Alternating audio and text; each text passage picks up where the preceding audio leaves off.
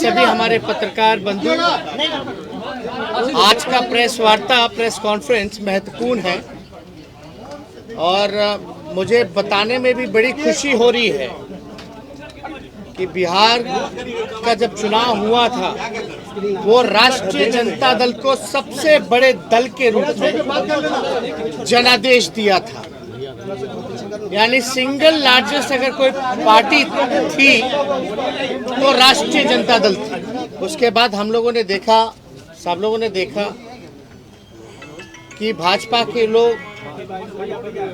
जो है उसके बाद सिंगल लार्जेस्ट पार्टी हुई, क्योंकि जो 3 सदस्य वीआईपी के थे वो उनके साथ जुड़ गए। और मुझे प्रसन्नता इस बात की हो रही है, खुशी इस बात की हो रही है कि फिर से बिहार विधानसभा में अगर सबसे बड़ा कोई दल है तो वो राष्ट्रीय जनता दल फिर से हुआ है। यानी 76 पहले हमारे पास सीटें थी, विधायक थे, अब जो कि 4 और एआईएम के सदस्य जुड़े हैं। जोगीहाट से शहनवाज भाई, मोहम्मद अंजार नईमी जी बहादुरगंज से, मोहम्मद इजहार अशफी कोचाधामन साहब कोचाधामन से, और सईद रकनुद्दीन अहमद जो 22 से जो है, जो एआईएम में थे। यानी एआईएम को 5 सीटें मिली थी, जिसमें कि 4 विधायक, ये चारों विधायक राष्ट्रीय जनता दल में जुड़े हैं और पार्टी ने स्वीकारता दी है। और आप सब लोग जानते हैं कि जो भारतीय संविधान के 10वीं सूची, जो भारतीय संविधान का 10वीं सूची धारा 4 के अंतर्गत में इन लोगों ने राष्ट्रीय जनता दल में विलय किया है।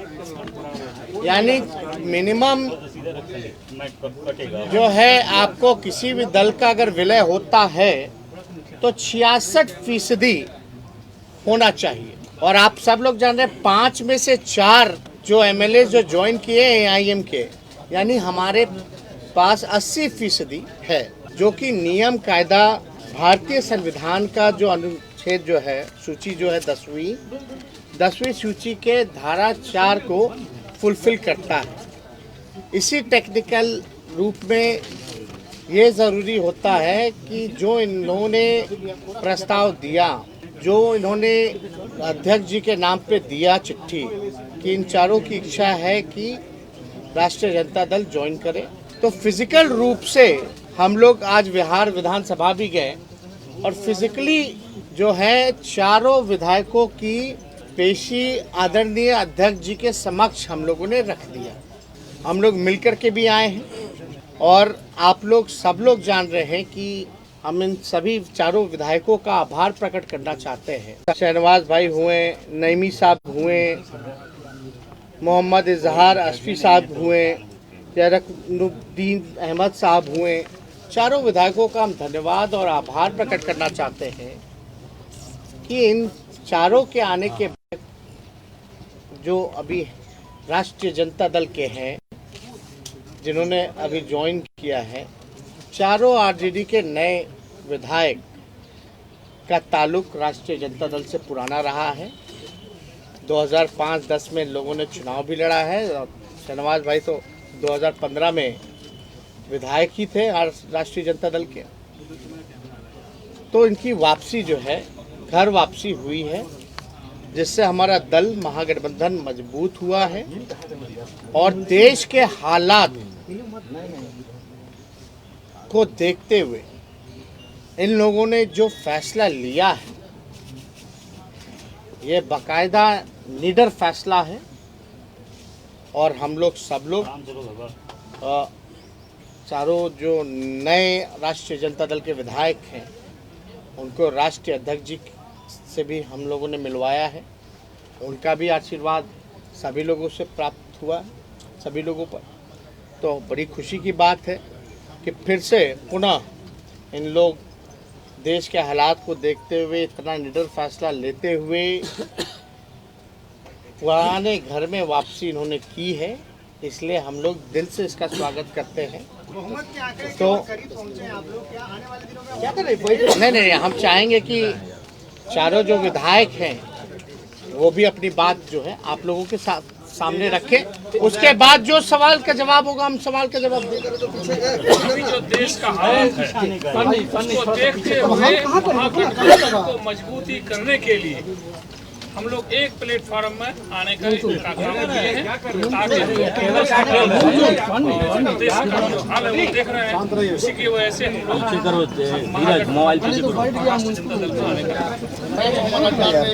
पावन बहादुरगंज से अभी जो मौजूदा हालात में जो देश का परिस्थिति है जिसको देखकर लोकतांत्रिक ताकत को मजबूत करने के लिए हम लोग तेजस्वी जी के नेतृत्व में हम लोग राजद को ज्वाइन किए हैं और इसमें बहुत अच्छा रोल रहा हमारे संजय जी का भी, जो हम लोग इस पार्टी में आए और ये बहुत ये अहम फैसला था जो प्रदेश के लिए भी ये साबित होगा। वक्त आने पर पता चलेगा कि हम लोगों का जो मंशा था महागठबंधन को मजबूत करना, प्रदेश को मजबूत करना और देश के हालात को देखते हुए हम लोगों ने ये कदम उठाया। शहनवाज जी हैं, आप लोग जान ही रहे हैं, हम लोगों के पार्टी के कद्दावर नेता रहे और सीमांचल के जो गांधी कहलाते थे स्वर्गीय तस्लीमुद्दीन साहब, उनके ये शहजादे हैं, छोटे पुत्र हैं। तो हम चाहेंगे कि अपनी बात रखें। चारों लोगों को MIM ने मौका दिया, हम इसके लिए उनका शुक्रगुजार करते हैं। दूसरी बात, आप देखे होंगे जो मौजूदा चुनाव अभी कुछ वर्ष पहले हुआ, आप बंगाल का चुनाव देख लीजिए, आप उत्तर प्रदेश का चुनाव देख लीजिए, उत्तर प्रदेश का चुनाव देख लीजिए, तमाम सेकुलर ताकतें, हमारी पार्टी भी लड़ी थी जिस पार्टी में मैं पूर्व में था, सब लोग अल्पसंख्यक हो या सेकुलर लोग हो, तमाम लोगों ने सेकुलर फोर्सेस को मजबूत करने की कोशिश की। उसी क्रम में उसी दोनों प्रदेश का रिजल्ट को देखते हुए हम लोग जिस क्षेत्र से आते हैं, जोकीहाट से आते हैं, सीमांचल से आते हैं, वहाँ के अल्पसंख्यक, वहाँ के सेकुलर लोग चाहते थे कि हम तमाम लोग फिर से बिहार में जो सबसे मजबूत सेकुलर पार्टी है हम उसका हाथ को मजबूत करें, उनकी लड़ाई को आगे बढ़ाएं और सीमांचल की जो बदहाली है उसको सब लोग मिल करके दूर करें। MIM पार्टी से विधानसभा चुनाव लड़ा, मैं पहले भी विधायक था और माननीय लालू जी के नेतृत्व में पहले भी राजनीति की है बिहार में।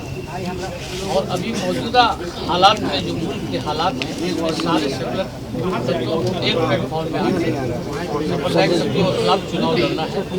इसलिए हम लोग बिहार में अपने युवा नेता माननीय तेजस्वी प्रसाद यादव जी के नेतृत्व में इस पार्टी की सदस्यता ग्रहण की है और सीमांचल में संगठन को मजबूत करके हम लोग नया बिहार बनाने का प्रयास कर रहे हैं। सवाल पहले से चल रही थी तमाम विधायकों को अपने पार्टी में मिलाने के लिए। उदयपुर में जो घटना हुई अभी इस मामले पे आप लोगों ने पहले नहीं देखिए जहाँ तक मामला है, इन लोगों ने साफ तौर पे ये कहा कि जो देश के हालात और आप लोगों ने घटनाएं भी देखी होंगी, चाहे उदयपुर हो या कहीं भी हिंसा होती है, जो कट्टरपंथ है, कट्टरपंथ के लिए कोई जगह नहीं होनी चाहिए। और हमारा साफ मानना है कि जितने सेकुलर फोर्सेस हैं या आने वाला जो पार्लियामेंट का चुनाव होने वाला है उसमें भी हम लोग चाहते हैं कि जितने सेकुलर फोर्सेस हैं वो मजबूत हों, एकजुट हों। सेकुलर फोर्स जब हम बोलते हैं तो किसी धर्म से नहीं जोड़ना देखा जाता। हर धर्म में कुछ सेकुलर विचारधारा के होते हैं, कुछ कट्टरपंथ होते हैं, लेकिन हम सेकुलर फोर्सेस की बात कर रहे हैं कि सब लोगों को एकजुट होने की आवश्यकता है। क्योंकि आज देख लीजिए, पहले से ही जनता देश की बेरोजगारी से, गरीबी से, लाचारी से, बेबसी से, ना शिक्षा है ना चिकित्सा है, और जहां से ये विधायक जो चुन के आए हैं वो बिहार का सबसे गरीब इलाका जो कि सीमांचल है, और अभी जो पूरा बाढ़ की स्थिति बनी हुई है, तो उस हालात में पहले से ही इतनी ज़्यादा मुसीबत हमारी देश की जनता, बिहार की जनता झेल रही है, वो कम था क्या? जो इस तरह का पॉइजन, जहर समाज में घोला जा रहा है, जहां एक भाई को दूसरे भाई के प्रति लड़ाया जा रहा है। चाहे नुपुर शर्मा का बयान हो, उसकी भी निंदा है, चाहे जो उदयपुर की घटना है, हम उसकी भी कठोर निंदा करते हैं। और हिंसा और सांप्रदायिकता से हम लोग लगातार जो है लड़ते आ रहे हैं। विचार जो हमारा विचारधारा है, सब लोगों को पता है। सब लोग चाहते हैं कि देश में अमन हो, शांति हो, खुशहाली हो, भाईचारा हो। आज अमन छीन गया, चैन छीन गया, खुशहाली छीन गई। कोई वर्ग, चाहे युवा हो, महिला सुरक्षित नहीं है। लॉ एंड ऑर्डर की हालात आप देख रहे हैं पूरे बिहार में या पूरे देश भर में। आप स्थिति देख लीजिए, हर जगह क्राइम हो रहा है, गरीबी है, ना मजदूर खुश है, ना किसान खुश है, ना छात्र खुश है। तो इस हालात को देखते हुए सभी लोगों ने निर्णय लिया है और हम लोगों ने खुशी जाहिर की है कि भाई इससे बल मिला। और ये समय का मांग था और ये जनता की मांग थी, आम आवाम की मांग थी कि भाई बिहार में महागठबंधन राष्ट्रीय जनता दल को मजबूत कीजिए। अगर कोई बिहार में सांप्रदायिक शक्तियों को लड़ सकता है, हरा सकता है, जो हमने हराया है। आज तक भाजपा की हिम्मत नहीं हुई बिहार में कि अकेले चुनाव लड़ के दिखा सके। एनडीए में सबसे बड़ी पार्टी होने के बावजूद भी तीसरे नंबर की जो पार्टी है उसका मुख्यमंत्री बनाया गया। ये क्या है? इसलिए हम लोगों ने शुरुआत से ही लड़ाई लड़ी और इस लड़ाई को हम लोग आगे लड़ेंगे और हम लोग जीत हासिल करेंगे। कि आप बहुत जल्द जदयू में भी कोई बड़ा ऑपरेशन करने वाला है। नहीं, सब कोई ऑपरेशन सर्जरी थोड़ी ना होता है। ये सब देखिए, कोई सर्जरी ऑपरेशन नाम, भाई हम लोगों की क्या ताकत है जो बीजेपी की है उस हिसाब से। ये तो एक विचार की लड़ाई में विचारधारा से जो लोग जुड़े हैं, जो जनता की मांग है उससे ये लोग आए हैं, जो समय की मांग थी उससे जुड़े हैं। वरना आप तो जानते हैं हम तो विपक्षी दल हैं, लेकिन फिर भी बिहार की जनता ने महागठबंधन को जनादेश दिया। वो अलग बात है कि चोर दरवाजे से कोई सरकार आई और बनी, लेकिन इतना मजबूत विपक्ष बेईमानी के बाद भी हम लोग इतने मजबूत हैं कि लगभग जो है ज्यादा दूर नहीं है सत्ता से। फिर भी हम लोगों को सत्ता का लालच नहीं है, लोभ नहीं है। औरों को होता है और है भी, वो दिखता भी है, छलकता भी है, लेकिन हम लोगों को इतना रसाकसी में भाजपा जदयू आपस में लड़ रहा है, फिर भी बेइज्जत कर रहे हैं एक दूसरे को, फिर भी बने हुए साथ। ये दिखाता है कि कितना सत्ता का लालच है, लोभ है। लेकिन हमारी लड़ाई चलती रहेगी। एक विचार की लड़ाई है और पूरे देश में दो विचारधारा है और दो विचारधारा के बीच लड़ाई है। और लड़ाई जो अहिंसा में विश्वास करता है, जो अमन चैन भाईचारा में विश्वास करता है, जो देश का उत्थान में विश्वास रखता है, विकास में विश्वास रखता है, जीत उसकी होगी। जो नफरत की राजनीति करते हैं, झूठ बोलने का फैक्ट्री जिन लोगों ने खोल रखा है, जो मैन्युफैक्चरर हैं, होलसेलर हैं, डिस्ट्रीब्यूटर हैं, उनको जनता सबक सिखाएगी। बीजेपी को भी बड़ा झटका लगा है, कहीं ना कहीं बड़ी पार्टी थी। नहीं, अब कैसे हुई नहीं हुई, अब हमको तो अब कौन किसको, वो लोग एनडीए में आपस में झटका खेल रहा है, एक दूसरे को कभी ना कभी झटका ही देते रहते हैं। उसमें हमको नहीं, हमको अपना काम करना अपने। अगर आपको हमारा वीडियो पसंद आया हो तो इसे लाइक करें, सब्सक्राइब करें और साथ ही बेल आइकन दबाना ना भूलें।